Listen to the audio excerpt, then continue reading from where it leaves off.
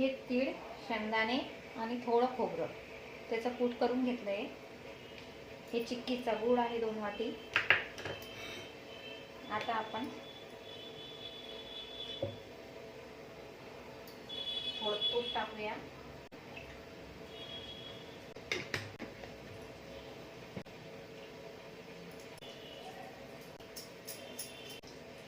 त्यातच गूळ टाकू.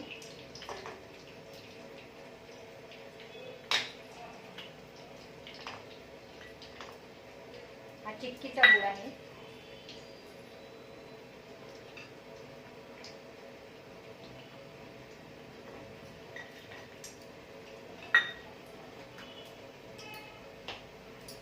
बस थोडं पाणी टाकू आता, जेणेकरून दूध मेल्ट होईल.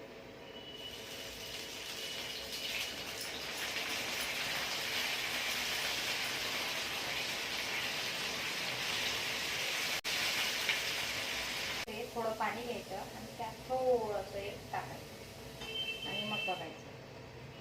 हे बघा,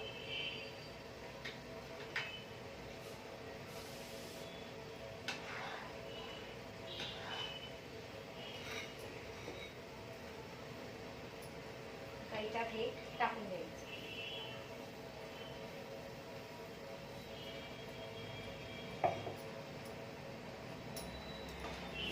याला हळूहळू मिक्स करायचं.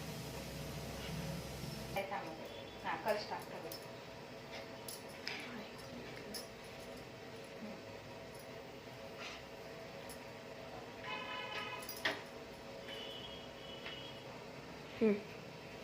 यात थोडंसं मीठ टाकायचं.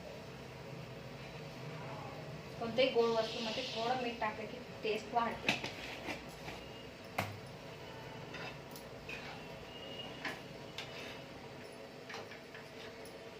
अशा प्रकारे याला छान मिक्स करून घ्यायचं.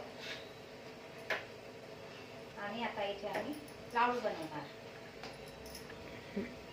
थोडं तूप लावायचं हाताला आणि गरम गरम असतानाच त्याचे लाडू वडायचे. हे बघा, आपल्याला हवी तेवढ्या साईजचे छोटे छोटे लाडू बनवून घ्यायचे.